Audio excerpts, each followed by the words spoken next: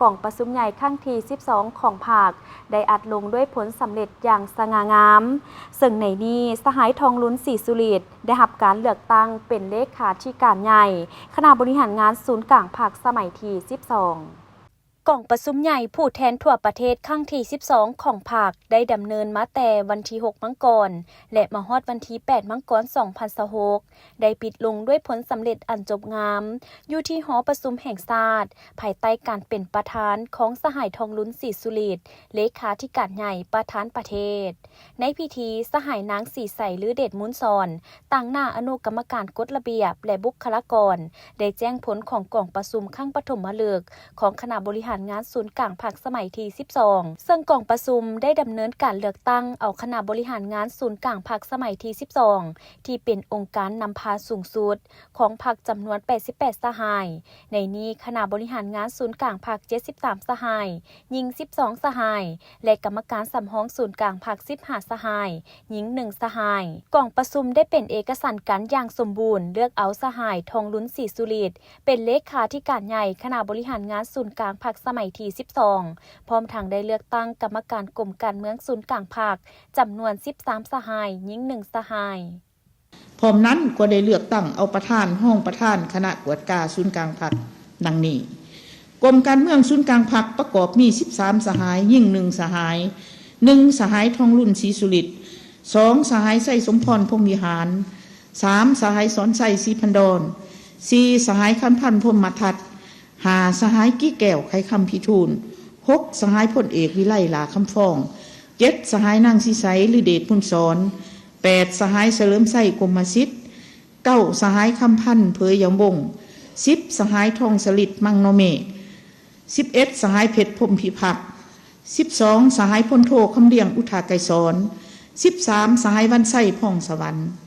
กองประชุมครั้งปฐมฤกษ์ของคณะบริหารงานศูนย์กลางพรรคสมัยที่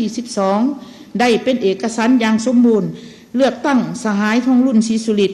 คณะบริหารงานศูนย์กลางพรรคกรมการเมืองคณะเลขาธิการศูนย์กลางพรรคสมัย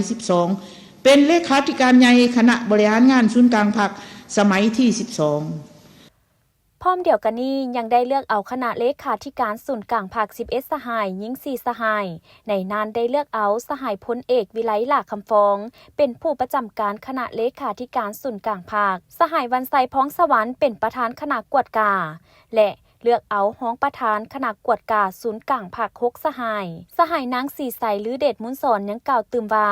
การเลือกตั้งเอาการน้ำสูงสุดของภาคเฮาในเถื่อนี้ได้ดำเนินไปอย่างมีประชาธิปไตยแสดงถึงสติปัญญาและความสามัคคีเป็นเอกภาพที่เป็นมูลเสื้ออันดีงามของภาครับประกันลักษณะสืบทอดต่อเนื่องแห่งการนำพาอันนักแน่นของภาคเฮาด้วยความไว้เนื้อเชื่อใจจากผู้แทนบรรดาสหายกรรมการศูนย์กลางภาคที่ได้รับการเลือกตั้งจากกล่องประชุมใหญ่ครั้งนี้จะสมสติปัญญากำลังวังษาความสามัคคีความเป็นจิตหนึ่งใจเดียวกันเพื่อแบกหาบภาระหน้าที่อันสูงส่งและนักหน่วงที่กล่องประชุมใหญ่ครั้งนี้มอบหมายให้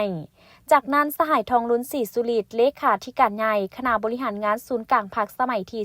12ต่างหน้าคณะบริหารงานศูนย์กลางภาคขึ้นกล่าวรับหน้าที่โดยมีบางตอนสำคัญบ่าในโอกาสอันสง่าราศีสุดที่มีความหมายสำคัญนี้และยืนอยู่ต่อหน้าทุ่งไส้ประวัติศาสตร์ของพรรคประชาชนปฏิวัติลาวคณะบริหารงานสมัยที่ 12จะเสริฐสู้มานะจิตปฏิวัติยกสูงความรับผิดชอบการเมืองให้สูงกว่าเวลาใดหมดเพื่อห่วมกับทั่วพรรคทั่วรัฐทั่วกำลังประกอบอาวุธและทั่วปวงชนทางศาสตร์บรรดาเผ่าตั้งหน้าสู่ชนจัดตั้งปฏิบัติมติของประชุมใหญ่ครั้งนี้ให้บรรลุผลสำเร็จดังตุกงามกองประชุมครั้งนี้เป็นเหตุการณ์สำคัญทางด้านการเมืองของประเทศเฮาที่ได้กำหนดแนวทางในการพัฒนาเศรษฐกิจสังคมในต่อหน้าเพื่อก้าวเดินไปตามอุดมการณ์สังคมนิยมของภาค